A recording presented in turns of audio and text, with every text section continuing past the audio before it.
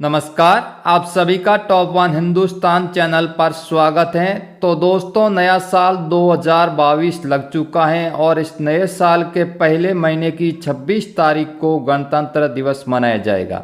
गणतंत्र दिवस हमारा राष्ट्रीय पर्व है जो हर वर्ष 26 जनवरी को मनाया जाता है। वह इसलिए कि 26 जनवरी 1950 को हमारे भारत देश का संविधान लागू किया गया था। तब से सभी भारतीय इस दिन को राष्ट्रीय पर्व के रूप में मनाते हैं।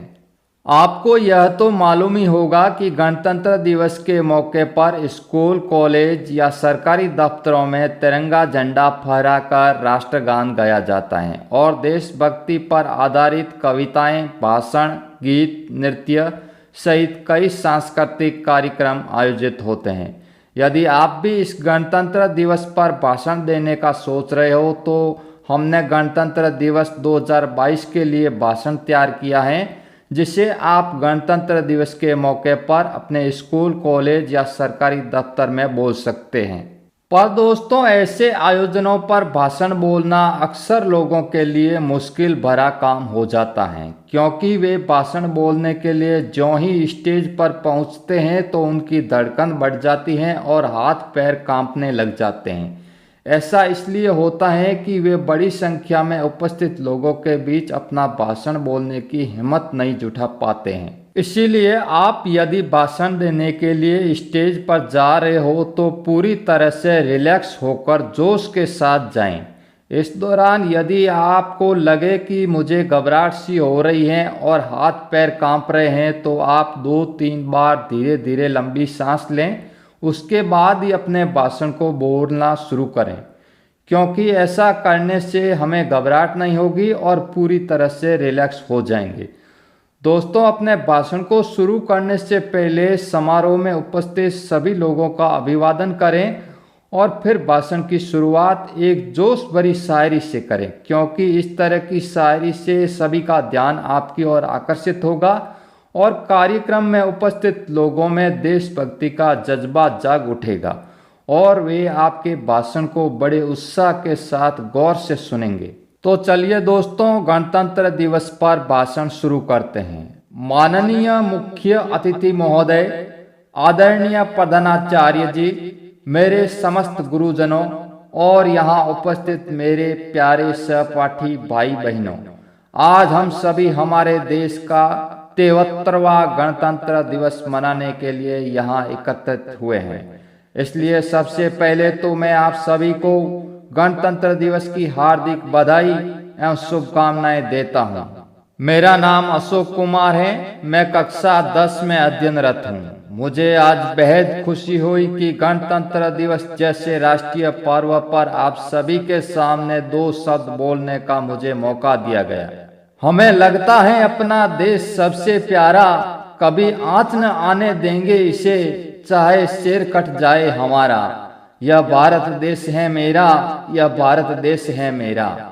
आज ही के दिन 26 जनवरी 1950 को हमारे देश का संविधान लागू किया गया था। उसी के उपलक्ष्य में हम सभी देशवासी हर वर्ष 26 जनवरी को गणतंत्र दिवस के रूप में मनाते हैं। गणतंत्र 2 शब्दों से मिलकर बना है, गण प्लस तंत्र, जनता के द्वारा जनता के लिए शासन।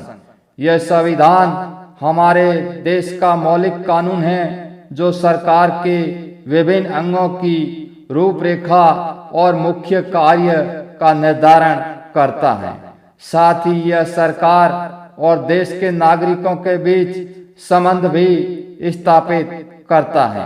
भारतीय संविधान लागू होने के बाद ही देश में सभी जाति धर्मों को एक समान अधिकार पाने की स्वतंत्रता मिली और प्रत्येक नागरिक को अपने मत से सरकार चुनने का हक दिया गया। हमारे संविधान निर्माण हेतु एक विशेष संविधान समिति गठित की गई थी, जिसके अध्यक्ष पद का जिम्मा बाबा साहब डॉक्टर भीमराव अंबेडकर को सौंपा गया। उन्हीं के निर्देशन में भारत का संविधान लिखा गया।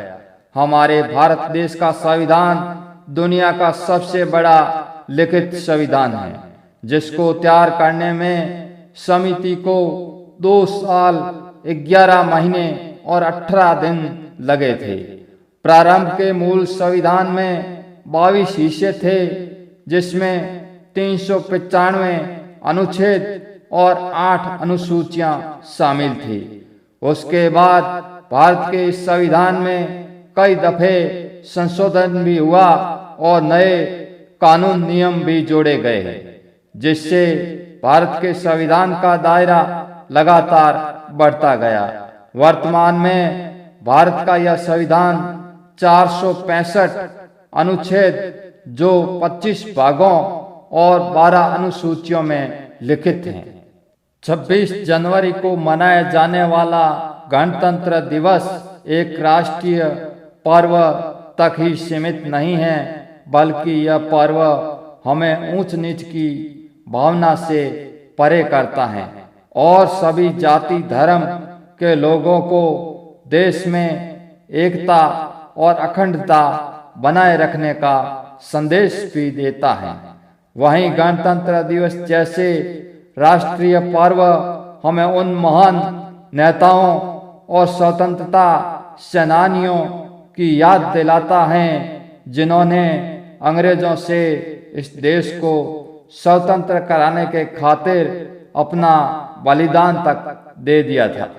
यह तो आप सभी को विदित होगा कि 15 अगस्त 1947 को हमारा देश अंग्रेजों से आज़ाद हो गया था, लेकिन इस आज़ादी के इतने वर्षों बाद भी देश में बेरोजगारी, अशिक्षा, गरीबी जैसी अनेकों समस्याएं हैं, जिनको मिटाने में हमारी सरकारें आज तक विफल रही हैं।